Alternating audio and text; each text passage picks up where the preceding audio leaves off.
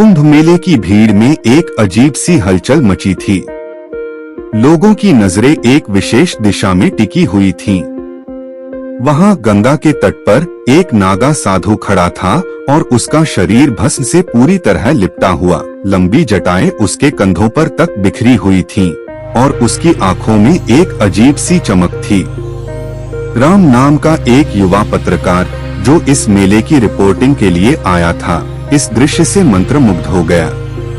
उसने अपने कैमरे से कुछ तस्वीरें खींची और फिर नागा साधु के करीब जाने का फैसला किया। नमस्कार बाबा, राम ने कहा, क्या मैं आपसे कुछ बात कर सकता हूँ?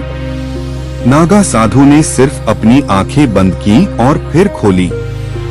राम ने इसे हाँ में जवाब समझा और आगे बढ़ा।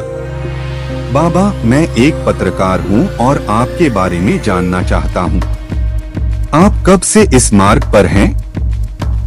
नागा साधु ने गहरी सांस ली और बोला, समय की गणना करना छोड़ दिया है मैंने। जब से मैंने इस मार्ग को चुना, तब से मेरे लिए हर पल अनंत है। राम को लगा जैसे उसके सामने एक रहस्य खुल रहा हो। लेकिन बाबा, आप इस कठिन जीवन को क्यों चुनते हैं? क्या मिलता है आपको इससे? नागा साधु मुस्कुराया। मिलना और खोना, ये सब भ्रम है। मैं कुछ नहीं चाहता, इसलिए मुझे सब कुछ मिल जाता है। राम को लगा जैसे वह किसी पहेली में उलझ गया हो। वह और सवाल पूछना चाहता था, लेकिन तभी एक अजीब घटना घटी। अचानक आकाश में बादल छा गए और बिजली चमकने लगी। नागा साधु ने आकाश की ओर देखा और फिर राम से कहा, तुम्हें जो जानना है वह तुम्हारे भीतर ही छिपा है। मेरे साथ आओ। राम हैरान था, लेकिन उसने नागा साधु का अनुसरण किया।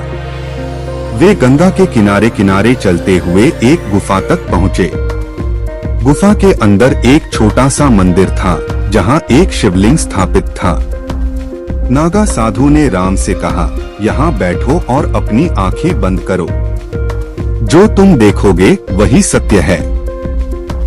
राम ने वैसा ही किया। कुछ देर बाद उसे लगा जैसे वह अपने शरीर से बाहर निकल गया हो। उसने खुद को एक अलग ही दुनिया में पाया, जहाँ समय और स्थान का कोई अर्थ नहीं था। वह अपने जीवन के हर पल को एक साथ देख पा रहा था, अपना बचपन, अपना वर्तमान और यहाँ तक कि अपना भविष्य भी। जब उसने आंखें खोली तो नागा साधु उसके सामने खड़ा था।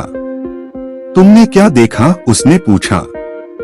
राम ने कहा, मैंने सब कुछ देखा।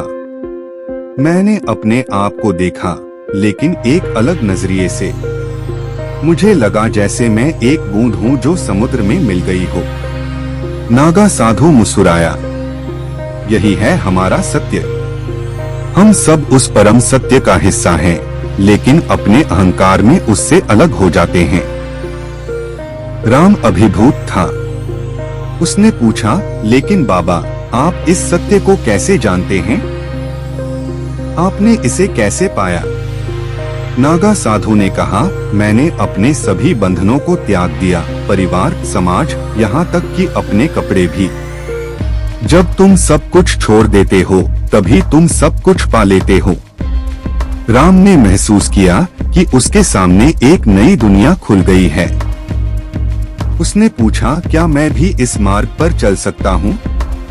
नागा साधु ने गंभीरता से कहा, यह मार्ग किसी के लिए बंद नहीं है। लेकिन याद रखो, एक बार इस पर चलने के बाद वापस लौटना मुश्किल होता है। तुम्हें अपने पुराने जीवन को पूरी तरह से त्यागना होगा। राम सोच में पड़ गया। क्या वह अपना सब कुछ छोड़कर इस मार्ग पर चल सकता है? उसके मन में द्वंद्व चल रहा था। तभी बाहर से शोर सुनाई दिया।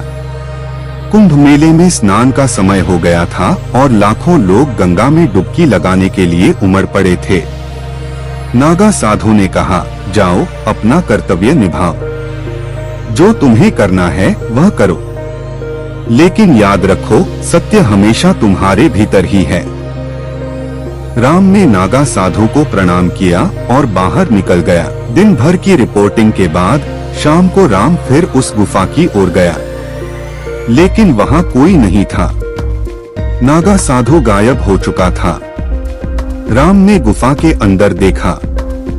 वहाँ शिवलिंग के पास एक त्रिशूल रखा था, जिस पर एक संदेश लिखा था, सत्य की खोज कभी समाप्त नहीं होती। अपने भीतर झांको, वहीं तुम्हें सब कुछ मिलेगा। राम की तरह आप भी अपने सत्य को पहचानिए और कमेंट में लिखिए, हर हर महादेव।